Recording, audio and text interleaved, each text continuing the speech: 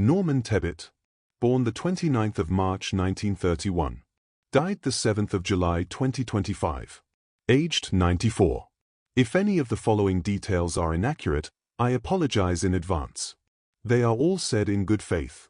Norman Beresford Tebbit, Baron Tebbit, the 29th of March 1931 to the 7th of July 2025, was a British politician.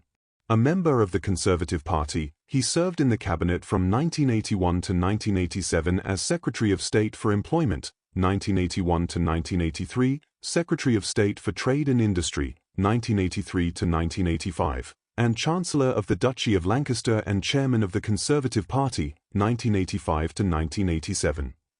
He was a Member of Parliament, MP, from 1970 to 1992, representing the constituencies of Epping, 1970 to 1974, and Chingford, 1974 to 1992.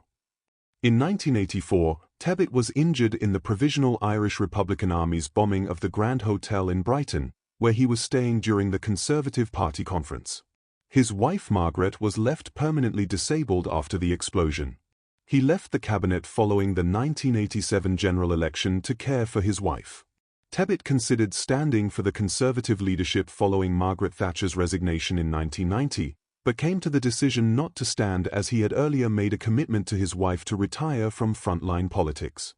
He did not stand for re-election as MP for Chingford in 1992, and was given a life peerage to sit in the House of Lords as Baron Tebbit of Chingford. He retired from the House on the 31st of March 2022. Early life and career before politics. Born in Ponders End, Middlesex, to working-class parents Leonard and Edith Tebbit, he went to Edmonton County Grammar School, which was then an academically selective state school in North London. At the age of 16, Tebbit got a job with the Financial Times and had to join NatSopa. Disliking rules that caused members who criticized union officials to be fined or expelled, and thus lose their jobs, he recalled vowing to break the power of the closed shop. In November 1950, Tebbit was commissioned into the Royal Air Force for national service in the rank of pilot officer. He was promoted to flying officer in April 1952. During his time in the RAF, Tebbit flew Meteor and Vampire jets. In July 1954, at IAF Waterbeach near Cambridge, he had to escape from a burning Meteor 8 by breaking open the canopy, unknowingly fracturing two of his vertebrae in the accident. On leaving the RAF, Tebbit joined BOAC in 1953 as a navigator and pilot, while initially continuing to fly in the Royal Auxiliary Air Force with 604, County of Middlesex, Squadron at North Weald in Essex. Of his airline navigation training, he later said, "In those days it was a considerable academic syllabus. You had to be up to speed on spherical trigonometry to get through it." During his time at BOAC, he was an official in the British Airline Pilots Association. He flew Avro Yorks, Argonauts, Britannias, DC-7CS and the Boeing 707. Member of Parliament. Tebbit was elected as MP for Epping in 1970 and then for Chingford in February 1974. He is recorded as an MP member of the Conservative Monday Club in 1970. Tebbit's first intervention as an MP was to ask a question of the then Minister at the Board of Trade, Frederick Caulfield, on the 6th of July 1970. His question was on the subject of a crash of a Comet 4 aircraft in Spain on the 3rd of July, which killed all the 112 people on board at the time. In 1975, 6 men, the Ferrybridge 6, were dismissed from their jobs because of the introduction of a closed shop and were denied unemployment benefit. The Secretary of State for Employment, Michael Foot, commented, "A person who declines to fall in with new conditions of employment which result from a collective agreement may well be considered to have brought about his own dismissal." Tebbit accused Foot of pure undiluted fascism, and affirmed that this left Mr. Foot exposed as a bitter opponent of freedom and liberty. The next day, the 2nd of December, the Times' first leader, titled "Is Mr. Foot a Fascist?" quoted Tebbit and went on, "Mr. Foot's doctrine is intolerable because it is a violation of the liberty of the ordinary man in his job. Mr. Tebbit is therefore using fascism in a legitimate descriptive sense when he accuses Mr. Foot of it. We perhaps need to revive the phrase social fascism to describe the modern British development of the corporate state and its bureaucratic attack on personal liberty. The question is not therefore, is Mr. Foot a fascist, But does Mr. Foot know he is a fascist? During the Grunwick dispute, when workers went on strike over pay and working conditions, the owner George Ward refused to recognize their trade union, and there was a split in the Conservative shadow cabinet between the conciliatory approach of Jim Pryor, the shadow employment secretary, and Keith Joseph. Tebbit involved himself in that dispute by making a controversial speech on the 12th of September 1977, in which he said, "Inside Britain there is a threat from the Marxist collectivist totalitarians." Just to state that fact is to be accused of union bashing. Such people are to be found in the Conservative, Liberal and Labour parties. Their politics may be different, but such people share the morality of Larvel and Petain. They are willing not only to tolerate evil, but to excuse it. Both Jim Pryor and Keith Joseph know that George Ward and Grunwick are not perfect, nor was Czechoslovakia perfect in 1938. But if Ward and Grunwick are destroyed by the Red Fascists, then, as in 1938, we will have to ask, whose turn is it next? Yes, it is like 1938. We can all see the evil, but the doctrine of appeasement is still to be heard. Tebbit was accused of comparing Pryor to Larvel, and at that year's Conservative Party conference, he attempted to avoid personalizing the issue and openly splitting the party without retracting what he had said. Tebbit said of these differences, "I'm a hawk, but no kamikaze. And Jim's a dove, but he's not chicken." During a debate in Parliament on the 2nd of March 1978, Michael Foot labelled Tebbit a semi-house-trained polecat in response to a question from Tebbit asking if he accepted that the legislation being proposed that made it compulsory for people to join a trade union was an act of fascism. When he was made Lord Tebbit in 1992, he chose a polecat as one of the symbols on his coat of arms that failed verification later. In the debate, Tebbit asked Foot whether he would put a bridle on his foul-mouthed tongue. First Thatcher ministry. Tebbit left, with then Dutch Minister of Economic Affairs Gijs van Aan, right, in 1981. After the Conservative Party regained power after the general election of 1979, Tebbit was appointed Under-Secretary at the Ministry of Trade. In the September 1981 cabinet reshuffle, Thatcher appointed Tebbit as Employment Secretary. This was seen as a shift to a tougher approach to the trade unions than had been the case under Tebbit's predecessor, Jim Pryor. Tebbit introduced the Employment Act 1982, which raised the level of compensation for those unfairly dismissed from a closed shop and prohibited closed shops unless 80% of relevant workers approved the arrangement in periodic ballots. It also removed trade unions' immunity from liability in tort, i.e. made trade unions liable for civil damages if they committed unlawful acts, and made injunctions possible against such acts. In his memoirs, Tebbit said that the 1982 Act was his greatest achievement in government. In March 2021, Tebbit was reported by The Times to have said, during a Zoom meeting, that Special Branch had regularly spied on union leaders while he was Employment Secretary. In the aftermath of the 1981 riots in Handsworth and Brixton, Tebbit responded to a suggestion by the Young Conservative National Chairman, Ian Picton, that rioting was the natural reaction to unemployment. "I grew up in the 30s with an unemployed father. He didn't riot. He got on his bike and looked for work, and he kept looking till he found it." As a result, Tebbit is often misquoted as having directly told the unemployed to get on your bike, and he was popularly referred to as on your bike for some considerable time afterwards. The former Conservative Prime Minister Harold Macmillan once remarked of Tebbit, "Heard a chap on the radio this morning talking with a Cockney accent. They tell me he is one of Her Majesty's ministers." Peter Dorey of Cardiff University wrote that it was Norman Tebbit who was perhaps the public face or voice of Essex man, and articulated his views and prejudices. Second Thatcher ministry. The Nuffield study of the 1983 general election found that Tebbit was the second most prominent Conservative on radio and television news broadcasts during the campaign with 81 appearances, after Thatcher's 331 appearances.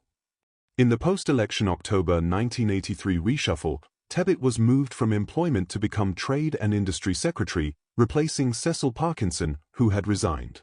Thatcher had actually wanted Tebbit to become Home Secretary, but William Whitelaw vetoed this. Tebbit was injured in the IRA's bombing of the Grand Hotel, Brighton during the 1984 Conservative Party conference. His wife, Margaret, was permanently disabled. In 1985, Tebbit was appointed chairman of the Conservative Party and Chancellor of the Duchy of Lancaster, as Thatcher wanted to keep him in the cabinet. During the Westland affair, Tebbit was against the Sikorsky Aircraft Corporation taking over Westland Aircraft. Tebbit opposed the 1986 United States bombing of Libya from British bases and objected to Thatcher's refusal to consult the cabinet fully on the matter. However, he did criticize the BBC for its supposedly biased reporting of the raid. During the same year, he disbanded the Federation of Conservative Students for publishing an article, penned by Harry Phibbs, following Nikolai Tolstoy's accusation that former Conservative Prime Minister Harold Macmillan was complicit in the forced repatriation of Cossacks in the aftermath of the Second World War. On the 13th of April 1986, Tebbit and his Chief of Staff Michael Dobbs visited Thatcher at Chequers to present her with the results of polling by Saatchi and Saatchi, which found that with inflation down and the trade unions weakened, the Prime Minister's combative virtues were being received as vices, her determination was perceived as stubbornness, her single-mindedness as inflexibility, and her strong will as an inability to listen. Tebbit and Dobbs told her this was becoming known as the TBW factor, TBW standing for That Bloody Woman. They recommended Thatcher take a lower profile in the forthcoming general election. A few weeks later, Tebbit gave an interview to John Mortimer for The Spectator where he said of Thatcher, "It's a question of her leadership when our aims aren't clearly defined. When people understand what she's doing, there's a good deal of admiration for her energy and resolution and persistence, even from those people who don't agree with her. Now there's a perception that we don't know where we're going, so those same qualities don't seem so attractive." Thatcher disagreed, and her biographer claims she was suspicious of Tebbit's motives. Furthermore, Thatcher commissioned the firm Young and Rubicam to carry out their own polling, which concluded that Thatcher's leadership was not the problem. Throughout the rest of 1986 and into the 1987 election, Thatcher continued to use Young and Rubicam, which eventually caused tensions with Tebbit during the election campaign. For quite a while, Tebbit was seen as Thatcher's natural successor as party leader. During early 1986, when Thatcher's popularity declined in the polls, commentators began to suggest that the succession of the Conservative leadership would lie between Michael Heseltine and Tebbit. At the 1986 Conservative Party conference in Bournemouth, Tebbit, along with Saatchi and Saatchi, Dobbs, and the Conservatives' Director of Research, Robin Harris, came up with the next party slogan, "The Next Move Forward." For the first time, the Conservatives employed pre-conference advertising to publicize the new-style conference. Tebbit persuaded Thatcher that ministers would state their objectives that they would achieve in the next 3 years. Saatchi and Saatchi would use these to design posters, leaflets, and brochures to be deployed as each minister finished their speech. The aim was that in 1986 the media should reflect the image I wanted, of a government confident, united, clear in where it was going, and determined to get there.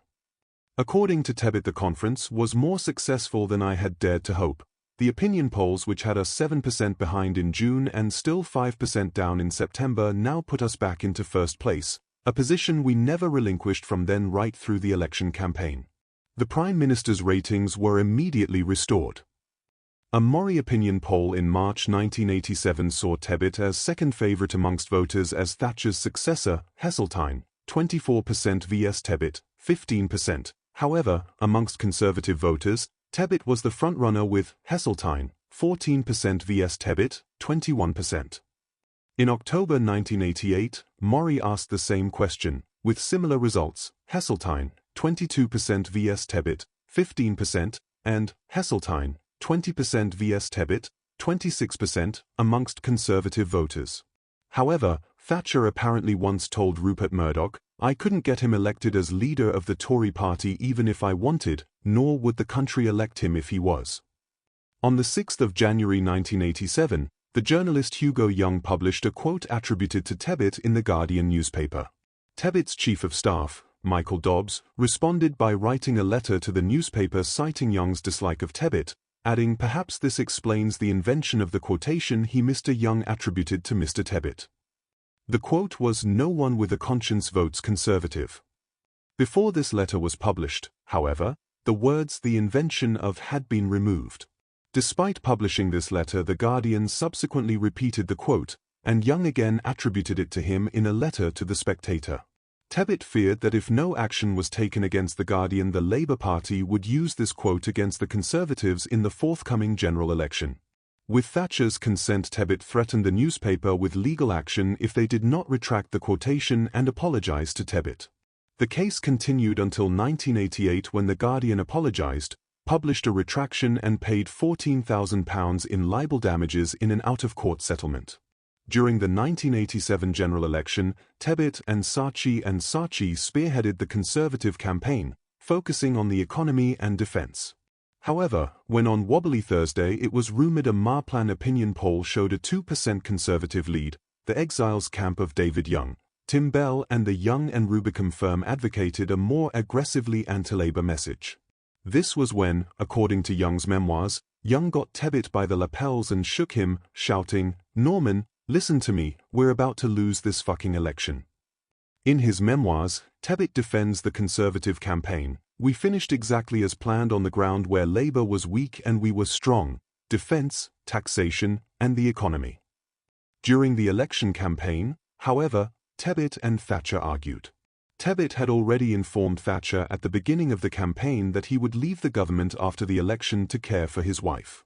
Thatcher said to her friend Woodrow Wyatt on the Sunday after polling day in 1987, "He'll carry the scar of that Brighton bombing all his life. I didn't want him to go. Whenever he is away from her, he can't even attend to business properly. He's always ringing up to find out if the nurses are looking after his wife all right." In her memoirs, Thatcher said she bitterly regretted losing a like-minded person from the cabinet. On the 31st of July 1987, Tebbit was appointed to the Order of the Companions of Honour. Backbenchers. As Trade and Industry Secretary, Tebbit had privatised British Telecom in November 1984. He became a director of the company on the 3rd of November 1987. This gave him an additional salary plus shares in the company. In late 1987 and 1988, Tebbit formed a temporary alliance with Michael Heseltine in campaigning for the abolition of the Inner London Education Authority, which they succeeded in achieving through a backbench amendment. Tebbit was also prominent in an unsuccessful Conservative backbench rebellion against a bill to give 50,000 households, around 250,000 people, from Hong Kong British citizenship. In April 1988, Tebbit caused much controversy when, in front of an audience of South African dignitaries, he accused critics of South African apartheid of cowardice and stinking hypocrisy. He said that, although black critics attacked apartheid in South Africa, they did not speak out against violence among black tribes in South Africa. Archbishop Desmond Tutu was visiting London at the time and called on Thatcher to repudiate the remarks. Instead, she defended Tebbit. In April 1990, he proposed the cricket test, also known as the Tebbit test, when he argued that whether people from ethnic minorities in Britain supported the England cricket team, rather than the team from their country of ancestry, should be considered a barometer, but not the sole indicator, of whether they are truly British. A large proportion of Britain's Asian population fail to pass the cricket test. Which side do they cheer for? It's an interesting test. Are you still harking back to where you came from or where you are? Tebbit told Woodrow Wyatt in 1991 that he did not think certain immigrant communities would assimilate because some of them insist on sticking to their own culture, like the Muslims in Bradford and so forth, and they are extremely dangerous. In August 2005, after the 7th of July 2005 London bombings, which were carried out by 3 young men of Pakistani descent and 1 of Jamaican descent, Tebbit claimed vindication for these views. In a conversation with Woodrow Wyatt on the 19th of December 1988, Tebbit said he would not go back into politics unless Thatcher was run over by the proverbial bus, and he didn't like the look of the person he thought might get her job and destroy the work they've done. On another occasion, the 22nd of February 1990, Tebbit said to Wyatt that he would stand for the Conservative leadership if Thatcher suddenly resigned, but when Alec Douglas-Home suggested that Thatcher would not stand at the next election because she must be tired, Tebbit disagreed. "She has got amazing stamina." Following Geoffrey Howe's resignation from the government in November 1990, Thatcher asked Tebbit to return to the cabinet as Education Secretary, but he refused on the grounds that he was looking after his disabled wife. During the 1990 Conservative leadership election, Tebbit was on Thatcher's campaign team with the job of assessing her support amongst Conservative MPs. According to Thatcher's biographer John Campbell, Tebbit was her most visible cheerleader, who characteristically took the fight to Heseltine by holding a cheeky press conference on his Belgravia doorstep. After the first ballot but before the results became known, Tebbit wanted Thatcher to make a clear commitment to fight the second ballot if her vote fell short of the amount needed to win outright. When Tebbit saw Thatcher on the 21st of November, he told her she was the candidate with the best chance of beating Heseltine. However, Thatcher withdrew from the contest the next day. Tebbit wanted to stand, but never did. Tebbit subsequently switched his support to John Major. After Major came back from Maastricht with an opt-out from the social chapter and the single currency, Tebbit was one of the few MPs in the debate on the 18th of December 1991 to criticize the new powers the community would acquire. He claimed the government had been on the defensive against federalist follies, and that Maastricht had seen a series of bridgeheads into our constitution, into the powers of this House, and into the lives of individuals and businesses. After leaving the House of Commons, Tebbit decided not to stand in the 1992 election, to devote more time to caring for his disabled wife. Following the election, he was granted a life peerage and entered the House of Lords, having been created Baron Tebbit, of Chingford in the London borough of Waltham Forest, on 6 July 1992. That his former seat of Chingford was aggregated in 1997 with Woodford Green in boundary changes and was held for the Conservative Party by his successor and protégé Ian Duncan Smith. Tebbit famously said, "If you think I'm right-wing, you should meet this guy." Maastricht Treaty and Europe. Main article, Maastricht Treaty. On the 11th of August 1992, Woodrow Wyatt noted in his diary, "Thatcher also seems to have formed a new alliance with Tebbit who stirs her up and talks a lot of nonsense about the treaty." At the October 1992 Conservative Party conference in Brighton, Tebbit embarrassed John Major's government when he made a speech attacking the treaty. As he walked up onto the podium, he was applauded by some sections of the audience, described as young, in T-shirts, aggressively self-confident, the lager louts of our party in the diary of the Conservative Party chairman of the time, Norman Fowler. Tebbit held aloft a copy of the treaty and asked the conference a series of questions about the treaty. Did they want to see a single currency or be citizens of a European Union? The audience shouted back no, after each question. Tebbit received a tumultuous standing ovation and walked into the center of the conference hall waving amongst the cheers. Giles Brandreth, a Conservative whip, wrote in his diary, "The talk of the town is Norman Tebbit's vulgar grandstanding barnstorming performance on Europe. He savaged Maastricht, poured scorn on monetary union, patronized the PM, and brought the conference, or a good part of it, to its feet roaring for more. He stood there, arms aloft, acknowledging the ovation, Norman the Conqueror." In his memoirs, Major accused Tebbit of hypocrisy and disloyalty because Tebbit had encouraged Conservative MPs to vote for the Single European Act in 1986 but was now campaigning for Maastricht's rejection. In March 2007, Tebbit became patron of the cross-party Better Off Out campaign, which advocated British withdrawal from the EU. Tebbit issued a statement explaining his support. "From being a supporter of British membership of the Common Market in 1970, I have come to believe that the United Kingdom would be better off out of the developing European Republic of the 21st century. We British have a 1,000-year history of self-government. We have been free and democratic longer than any other nation. The European Union is too diverse, too bureaucratic, too corporatist and too centralist to be a functioning democracy. We are happy to trade with our European friends and the rest of the world, but we would prefer to govern ourselves." Involvement with the Conservative Party after 1992. Tebbit privately said of John Major on the 17th of November 1994, "He has the mulishness of a weak man with stupidity." When asked what would it take for him to support Major, Tebbit responded, "Have an entirely new department, the sole job of which would be to deal with the Brussels machinery in every aspect. I agree that we don't want to leave the EU, but we've got to manipulate it and block every single advance we don't like. No, no, no must be his weapon. Veto everything he disapproves of or that we disapprove of." In 1995, Tebbit publicly backed John Redwood's bid for the Conservative Party leadership, praising his brains, courage and humor. In an interview for the New Statesman magazine in June 2000, Tebbit praised Haig's rightward shift and said that he had never been a Michael Portillo fan. He also mused on not standing for the Conservative leadership after Thatcher's resignation, When I look at what happened to the party, I tell myself that perhaps I failed in a duty. I suppose I am one of those who have it on my conscience that I allowed Mr. Blair to become Prime Minister. When asked if he regretted also allowing Major to become Prime Minister, Tebbit responded, "I helped him. If I'd opposed him, he wouldn't have been on the radar screen. I'd have been opposing Michael Heseltine. I had to make the decision quickly. I didn't want to go back on my word to my wife that I'd retired from frontline politics. How would it all work? Was number 10 suitable for someone in a wheelchair? All these things go through one's mind.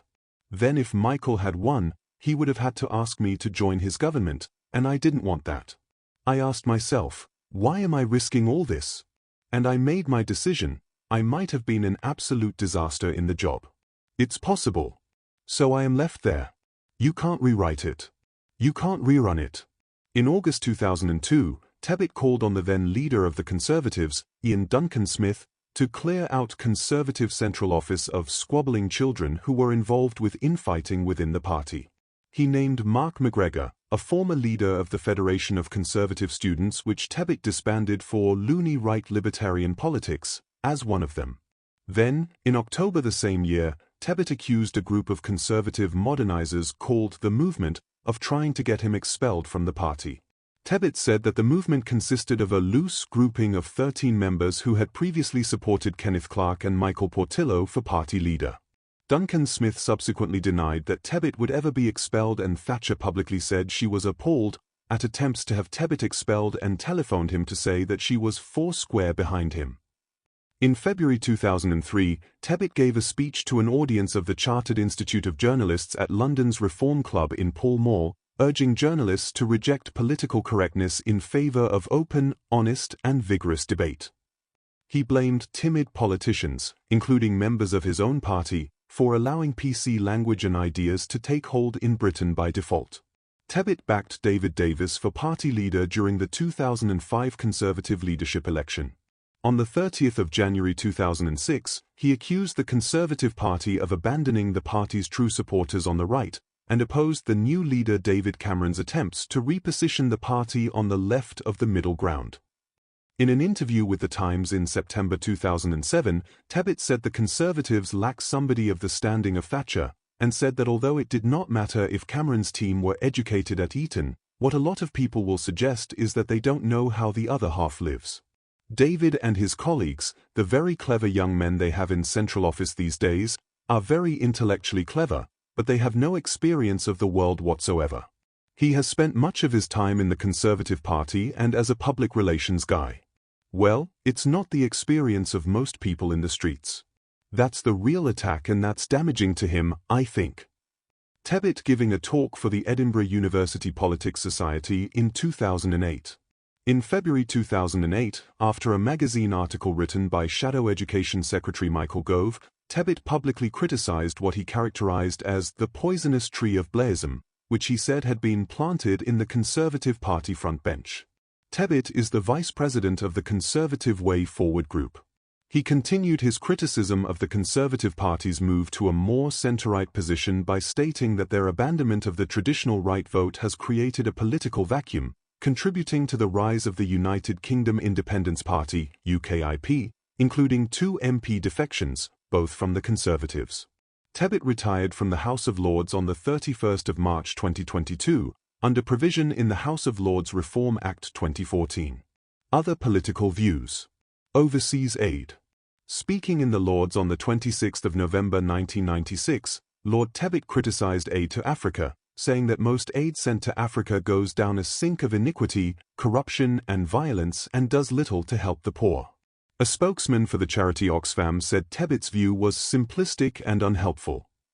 Later Lord Tebbit defended his statement that most money went into the pockets of politicians to buy guns for warlords.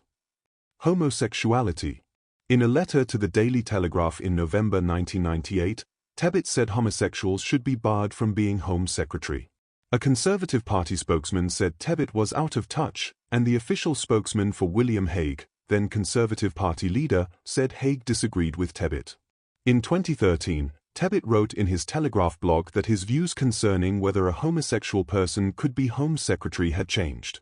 In 2004, he opposed the British government's Civil Partnership Act 2004.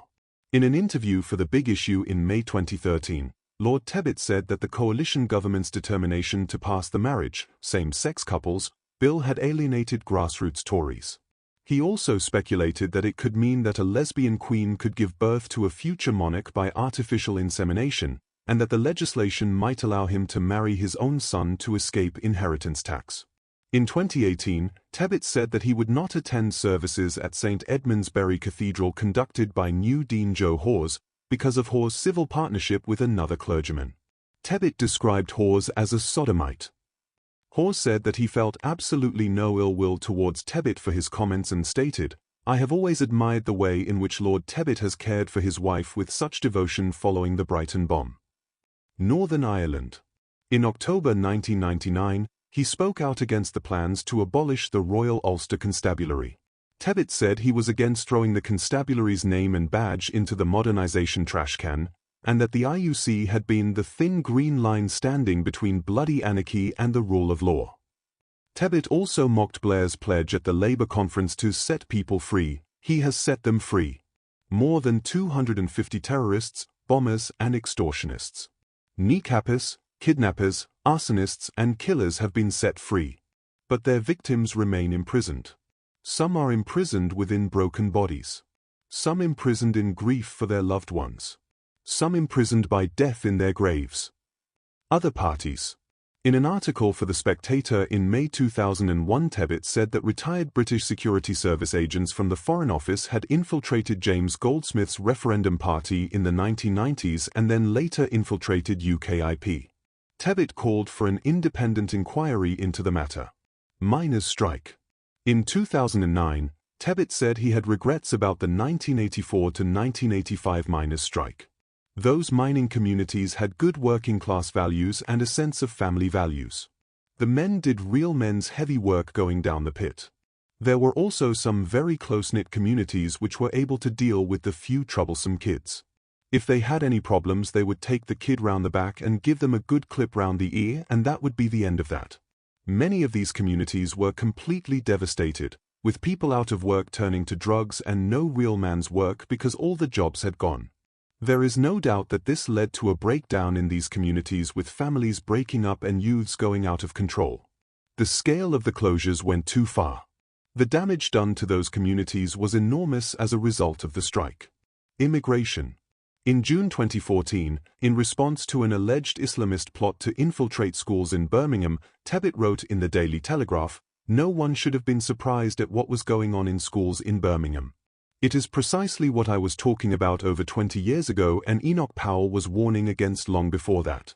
We have imported far too many immigrants who have come here not to live in our society, but to replicate here the society of their homelands."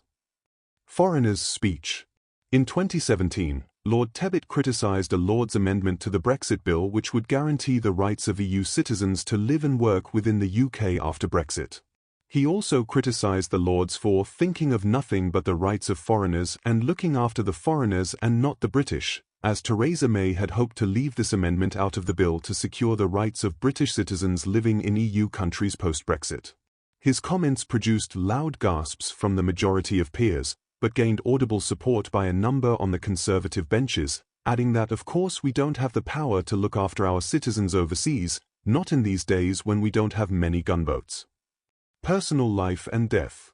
Tebbit lived until his death in Bury Street, Edmonds, Suffolk. He was an agnostic. He remarked tongue-in-cheek in a March 2011 interview, when asked whether he thinks God exists, "I'm not sure. He ought to. Things would work better." He had 2 sons and a daughter. He has been described as a keen amateur chef, and has published a book on cooking game. In December 2013, Tebbit suffered from a cardiac incident, praising the NHS for their quick and decisive action. In a May 2014 interview, he talked about discovering he had been suffering from a form of cardiac arrhythmia for more than 40 years. "The suspicion I had a heart problem caused me to puzzle over earlier incidents in my life," he said, reflecting on his RAF jet fighter crash in 1954. "I suspect that morning, stressed from the previous day and having had little sleep, I lost consciousness on that takeoff run." Tebbit's wife, Lady Tebbit, died at home in Bury Street, Edmonds, Suffolk, on the 19th of December 2020 at the age of 86 after having suffered from depression and dementia with Lewy bodies. Tebbit died at his home on the 7th of July 2025 at the age of 94. In the media. In the late 1980s, Tebbit was frequently the target for stand-up comedian Ben Elton, who typically referred to him as Normo Tebbs. Tebbit was interviewed about the rise of Thatcherism for the 2006 BBC TV documentary series Tory.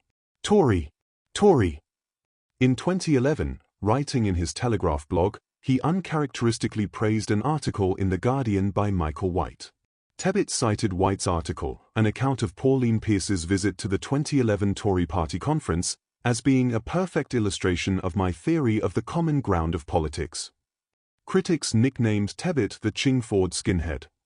He was portrayed as a sinister, leather-clad botherboy beating up fellow cabinet members and keeping order in Margaret Thatcher's cabinet, by the satirical TV puppet show, Spitting Image. The professor of English at University College London, John Mullen, has written, "In Spitting Image and probably the middle-class imagination, Norman Tebbit was given an Essex drag on his vowels which he hardly possessed. He should speak in that way because of what he represented." On the 23rd of February 2010, Tebbit was alleged to have attacked a ceremonial Chinese dragon during a Chinese New Year parade in Bury Street, Edmonds. He is said to have been unaware it was Chinese New Year and to have kicked the rear of a child who was dressed in the traditional costume of a dragon. Tebbit later said, "I don't think my reaction was extreme at all. I placed my hand on the drum so I could diminish the noise and asked the drummer what was going on and got a rap on the knuckles for my pain. I was then barged by the dragon. I barged it back and might have done something like kick it. I wasn't sure how to deal with it. I've never been barged by a dragon before." A local Conservative town councillor, Mr Chung, visited Tebbit the day after the incident and received an apology. Chung said, "I said his actions were upsetting. He apologized. He only then understood what he had done." In May 2009, Tebbit urged voters to snub the main three political parties in the upcoming EU Parliament election.